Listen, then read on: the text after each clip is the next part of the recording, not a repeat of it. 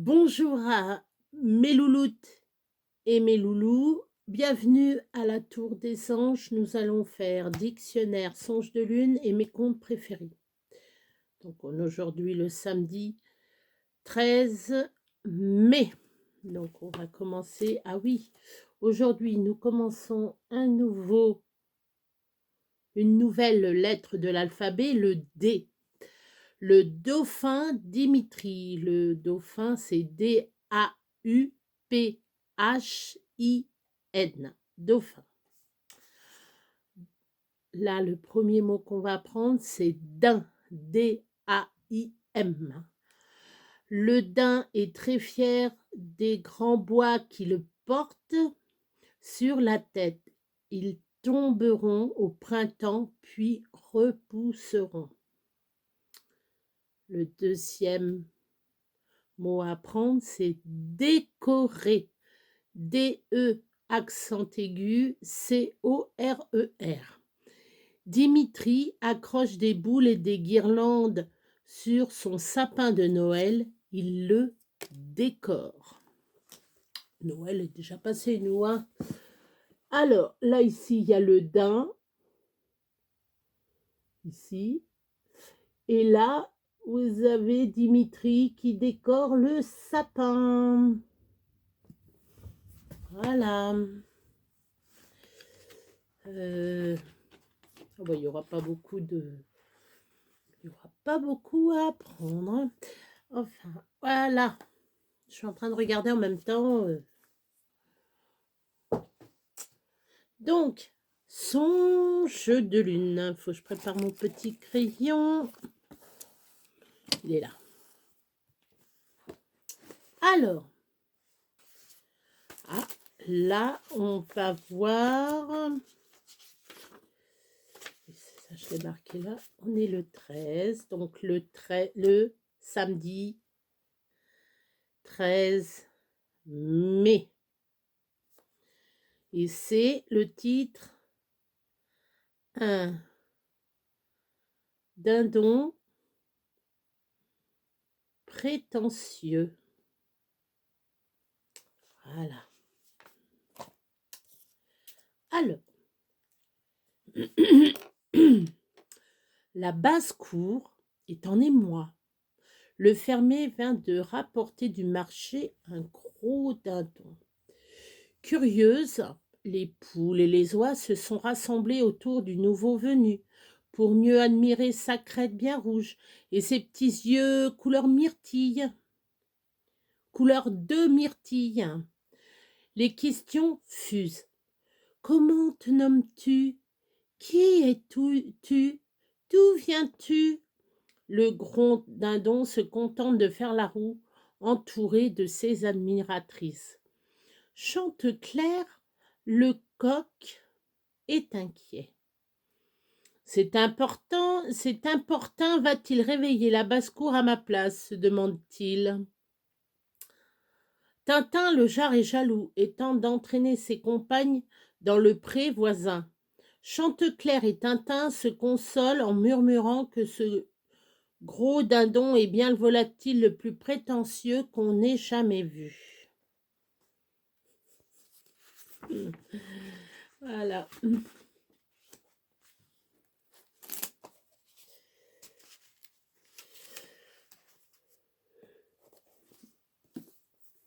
Voilà. Mes contes préférés. Qu'est-ce que ça va être?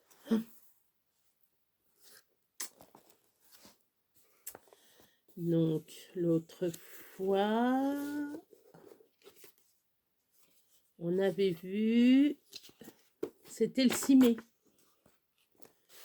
C'était le 6 mai et nous avions vu la gardeuse d'Oie, Reine des Neiges et Rose Rouge et Petit Frère et Petite Sœur.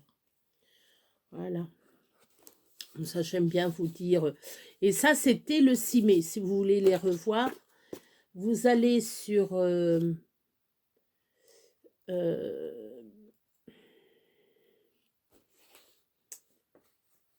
sur la vidéo du 6 mai. Et là, vous verrez les différentes histoires. Voilà. Alors donc là, nous sommes le 13 mai et c'est les souliers usés par la danse. Voilà. Pardon?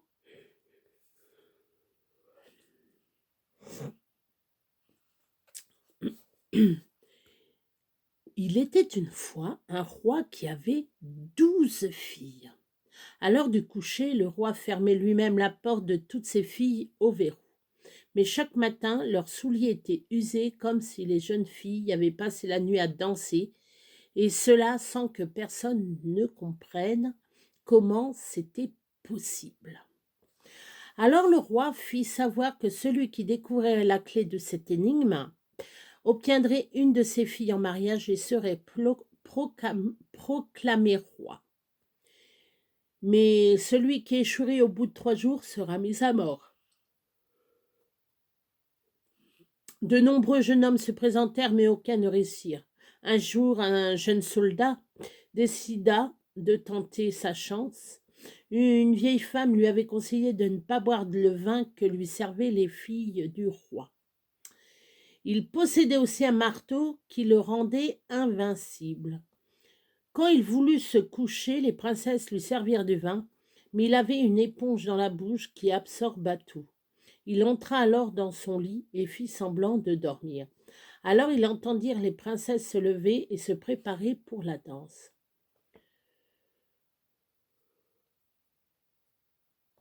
La sœur aînée frappa deux coups sur son lit qui glissa pour découvrir un escalier. Les jeunes filles descendirent les marches et le soldat les suivit vêtus de son manteau magique. Ils marchèrent dans une allée. Pourquoi j'ai dit un marteau, moi, tout à l'heure?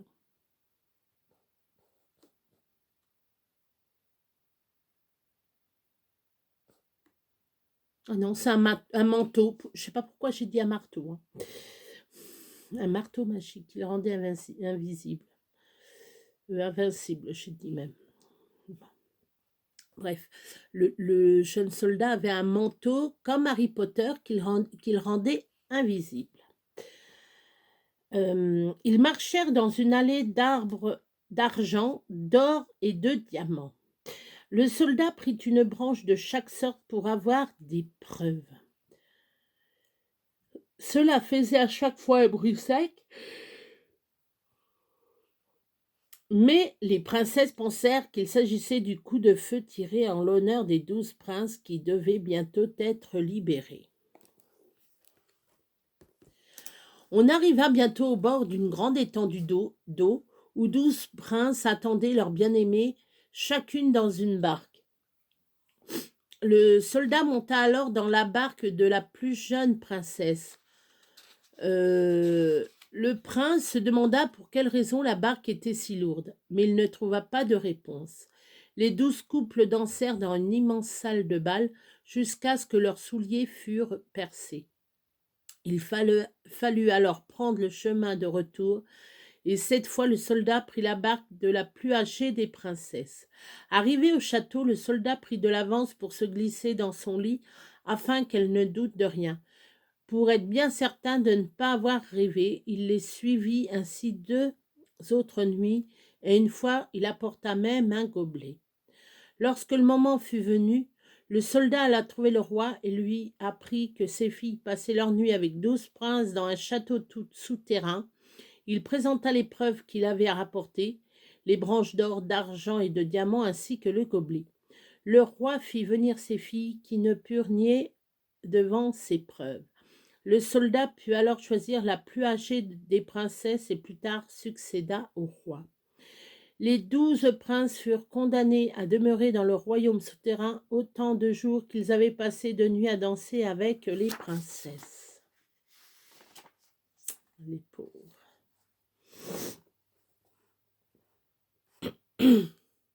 Voilà, donc lui, Ben lui, il a épousé, la princesse la plus âgée, il devient roi, eurent des descendants, je pense. Les autres filles, on ne sait pas ce qu'ils ont voilà, on ne sait pas ce qu'ils ont fait. A fini un peu bête l'histoire, c'est un peu là, je vais lire La Belle oh, oh pardon, pardon, pardon. Au bois dormant. Je pourrais le dire que c'est moi, la Belle au bois dormant, mais belle. Dormant, je pense, oui. Au bois dormant, bon, enfin, bon, je vais arrêter mes bêtises. Hein, La Belle au bois dormant. Il était une fois une reine qui mit au monde une petite fille très jolie.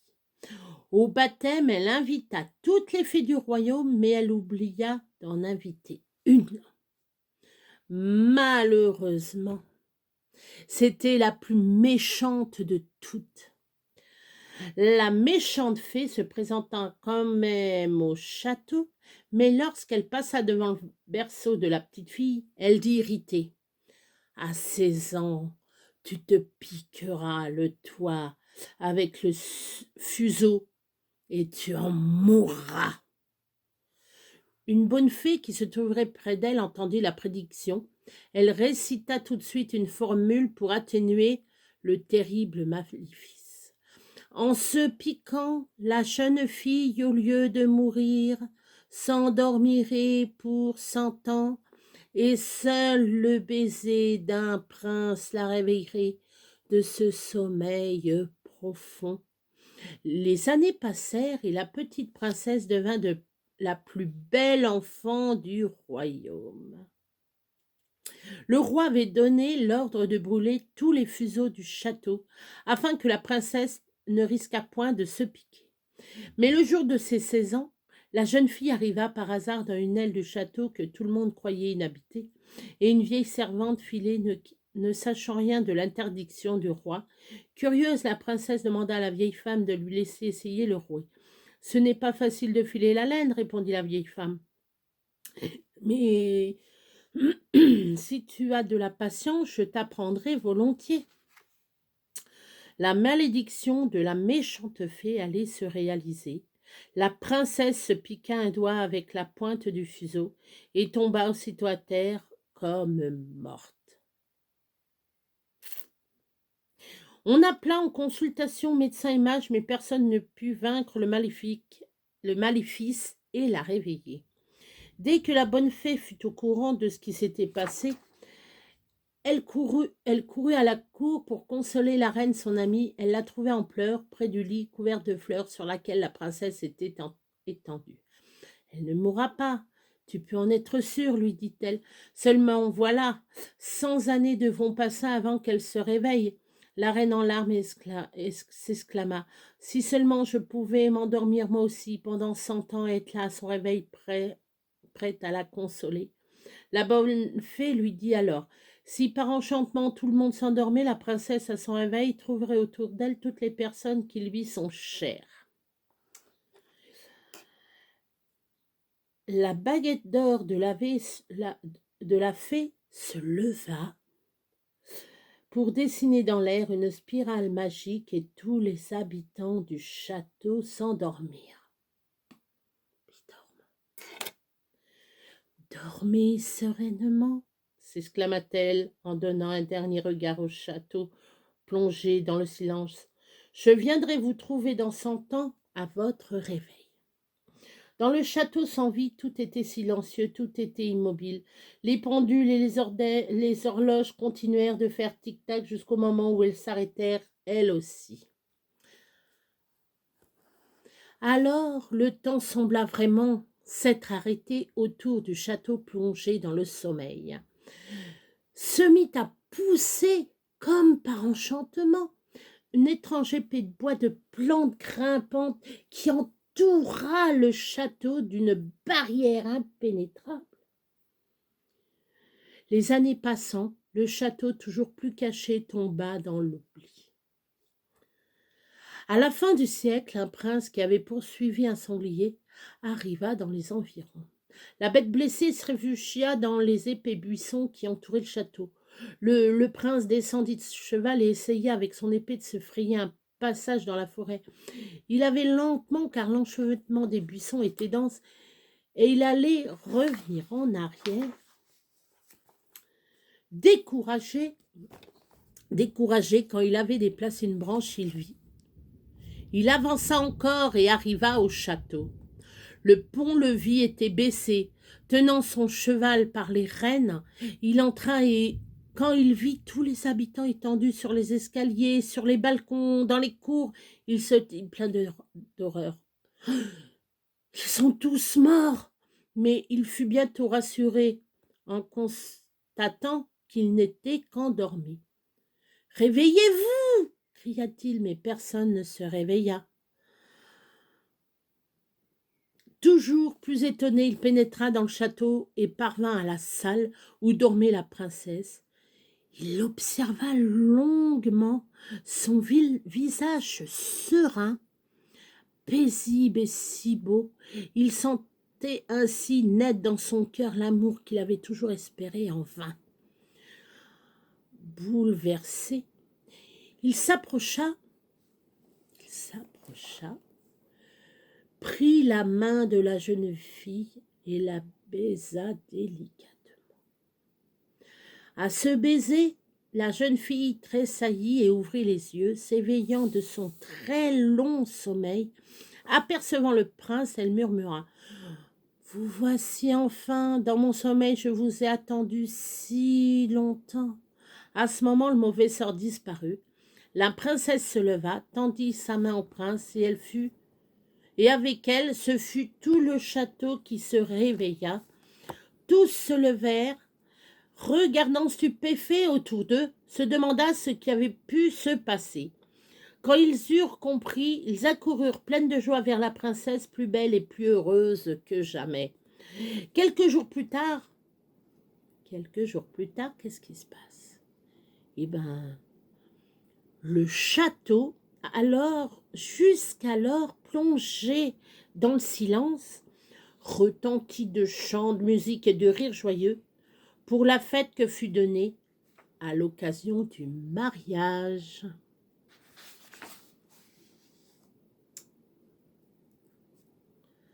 Voilà, c'est très joli. Alors, je vais vous faire une dernière petite... je vous en fais 3 à chaque fois, c'est bien. Là, c'est la fée Holle. Alors, Holle, c'est H-O-2-L-E. Je pense que ça doit être son prénom, je pense, la fée Holle. Ça doit être son nom. On ne sait pas. Alors, il était une fois, et oui, ça commence comme ça, il était une fois une veuve qui avait 2 filles. L'une d'elles était née du premier mariage de son second mari. Elle était belle et travaillait beaucoup, mais la veuve ne l'aimait pas, car elle n'était pas sa fille naturelle.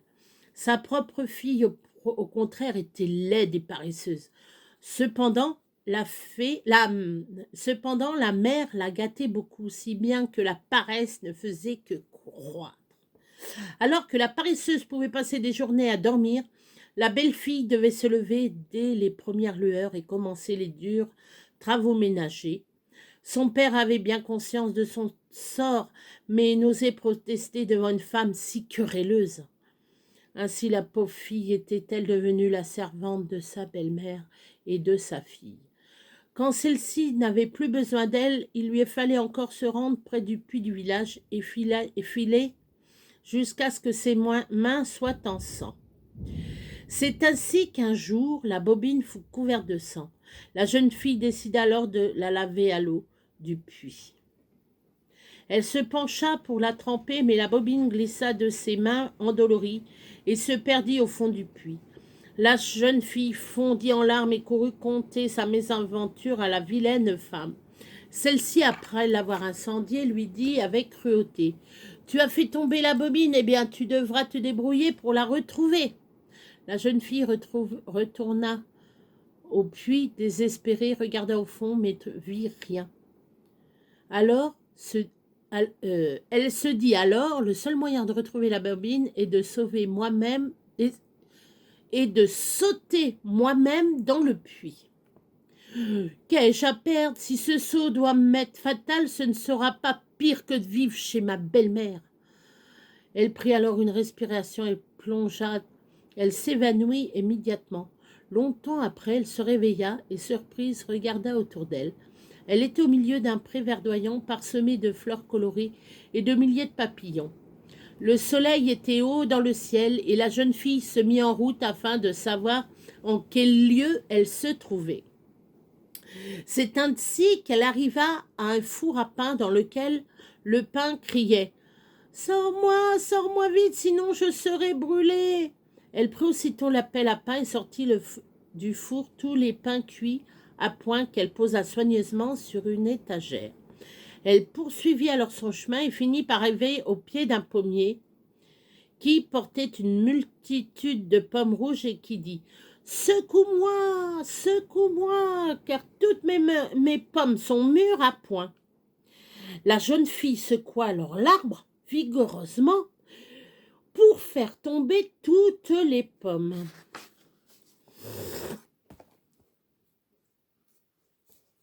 Elle les rassembla en tas, puis s'éloigna. Elle marcha depuis longtemps lorsqu'enfin elle arriva à une petite maison dans laquelle une vieille femme la regardait.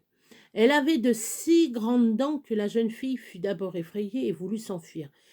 Mais la vieille lui dit d'un ton amical « Bel enfant, n'aie pas peur. Si tu as réussi à maintenir ma maison en ordre, si tu réussis à maintenir ma maison en ordre, tu seras bien nourri. Seulement, pense bien à secouer ton édredon chaque matin, car alors il neige sur la terre. Je suis la fée Holle. » Comme la vieille femme avait parlé gentiment, la jeune fille accepta et commença le service. Elle rangea la maison, épousseta, lava le sol jusqu'à ce que la maison soit entièrement brille de propreté. Ensuite, elle battit vigoureusement l'édredon de la fée Holle et des plumes blanches virevoltèrent comme des flocons de neige. Sa vaillance et son application lui fallut la plus grande estime de la vieille femme, et chaque jour, sur la table, elle trouvait la nourriture promise. La fée Holle traitait la jeune fille mieux qu'elle ne l'avait été, mais bientôt elle se sentit abattue sans savoir d'où lui venait cette tristesse. Chaque nuit, les larmes coulaient sur ses joues. Ne comprenant pas la raison de cette tristesse, la fée Holle prit soin d'elle comme sa propre fille. Elle comprit alors qu'elle avait le mal du pays. Mais si elle était ici mieux traitée que par sa belle-mère, elle souhaitait pouvoir rentrer chez elle. Son envie devint telle qu'elle finit par dire à la femme « Chère fée, tout va pour le mieux en votre compagnie, mais j'aspire à revoir mon pays. Je ne peux rester ici plus longtemps, et je vous prie de bien vouloir me laisser partir. » Alors la fée Holle répondit « Il est normal. » J'ai des petits moucherons, excusez-moi. Il est normal et courageux de ta part de vouloir rentrer. Et comme tu as été dévouée et si soigneuse, je vais moi-même te renvoyer là-bas. Elle prit la jeune fille par la main et ainsi ils traversèrent le champ couvert de fleurs, passèrent au pied du pommier devant le four à pain pour enfin arriver devant une grande porte. « Nous allons nous quitter ici, mon enfant, » dit la vieille femme. La jeune fille, les larmes aux yeux, lui fit ses adieux. Alors qu'elle allait passer le seuil de la grande porte, une pluie d'or tomba sur la jeune fille. Elle prit alors son tablier pour contenir l'or qui continuait de tomber et dont elle fut bientôt couverte. « C'est la récompense de ta loyauté et de ton courage, » dit la fée Holle, en lui tendant la bobine qu'elle avait autrefois perdue dans le puits. Puis la porte se referma et la jeune fille put voir que sa maison n'était pas loin. Alors qu'elle passait devant le puits, le coq qui s'y trouvait se mit à chanter. « Cocorico, cocorico, la jeune fille d'or est revenue. » Elle se rendit chez la belle-mère et sa fille qui furent surprises de la voir couverte d'or. Ses cheveux luisaient d'or et ses tresses contenaient des sous neufs. Elle fut très bien accueillie grâce à cet or qu'elle apportait. Quand la belle-mère entendit l'histoire de cet or, elle voulut que la vilaine fée fainéante connaisse la même fortune. Celle-ci devait s'asseoir près du puits et filer jusqu'à ce que ses mains soient ensanglantées. Mais elle alla directement blesser ses mains dans un buisson d'épines, lança la bobine dans le puits avant de s'y jeter elle-même. Elle arriva dans le lieu enchanté et suivit le même chemin que sa demi-sœur. Alors qu'elle passait devant le four et que le pain appelait « Sors-moi, sors-moi vite, sinon je serai brûlée. Il y a bien longtemps déjà que je cuis. » La paresseuse dit seulement « Tu tombes mal, je n'ai aucune envie de me salir les mains, débrouille-toi tout seul. » Et elle poursuivit son chemin. Elle arrivait ensuite au pommier qui dit « Secoue-moi, car toutes mes pommes sont mûres à point. » Elle répondit « Tu tombes mal, pour qu'une pomme me tombe sur la tête, débrouille-toi tout seul. » Elle repartit. Elle arriva finalement à la maison de la vieille femme qui se tenait toujours à sa fenêtre. La paresseuse n'eut aucune crainte car elle savait bien de qui il s'agissait et elle entra immédiatement en son service. Le premier jour, elle attela à tenir la maison en ordre et à obtenir l'estime de la fée Hall. En effet, elle pensait alors qu'elle pourrait enfin obtenir. Le deuxième jour, elle commença à paresser. Le troisième jour, plus encore, et le quatrième, elle resta au lit. Elle ne toucha pas au lit de la fée Hall et ne battit pas l'édredon à la fenêtre. La fée Hall ne voulut plus de ses services et la renvoya chez elle. Sur le chemin de la grande porte, la fille se réjouissait déjà de la pluie d'or qui l'attendait. Mais debout sous la porte, c'est un grand seau de pois qu'elle reçut sur la tête. « Voici la récompense de tes mauvais services !» cria la fée Hall en fermant la porte. La fille rentra chez sa mère. À son passage devant le puits, le coq se mit à chanter. « Cocorico, cocorico !» La jeune fille sale est de retour. Malgré tous ses efforts, elle ne put jamais se débarrasser de cette poix. Voilà, on n'est pas récompensé. On fait mal le boulot, on est puni. On fait bien le boulot, on est récompensé. C'est la moindre des choses. Tu travailles bien, c'est comme à l'école.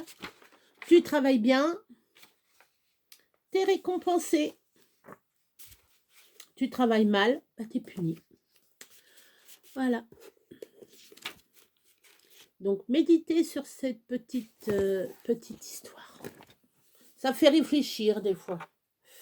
Mais vous allez dire, qu'est-ce qu'elle raconte? Qu'est-ce qu'elle raconte?